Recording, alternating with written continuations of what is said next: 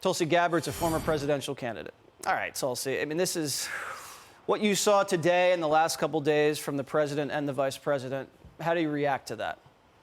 I had to take a few deep breaths here as you were showing those clips. I went to the 9/11 memorial site earlier today, and I got to tell you, Jesse, the feeling of grief and mourning from the families who were there and the thousands of others, both Americans but people from all over the world, was palpable. Joe Biden's absence was also very palpable.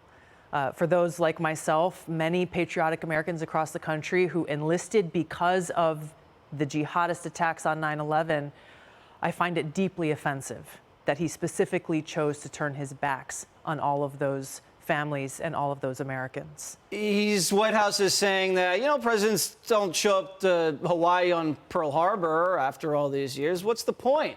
It's insulting beyond words. It was even more insulting.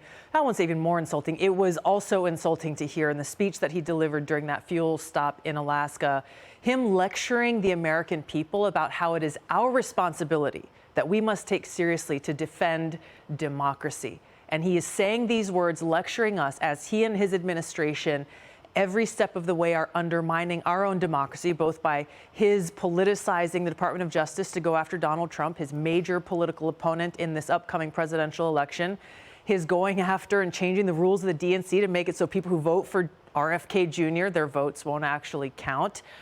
He is sending his Department of Justice after parents who are trying to stand up for their right to their children's education.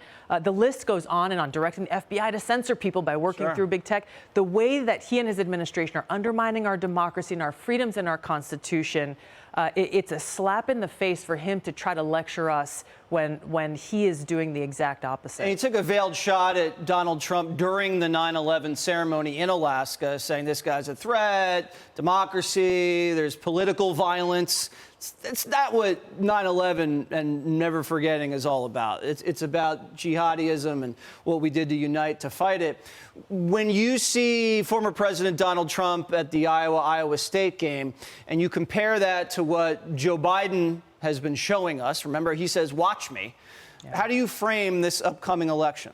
I mean, you can see the picture playing out very clearly before our eyes, and the responses that people are showing when you look at those crowds of people and the energy that's there versus President Biden, where almost every time he speaks, it's very difficult to understand the words that are coming out of his mouth. I'm sure you have rhythm. I do, actually. I knew you had rhythm. When you see Kamala dancing, and I hate to play the video, so viewer warning. When you see her dancing with Dougie Fresh, what goes through your mind?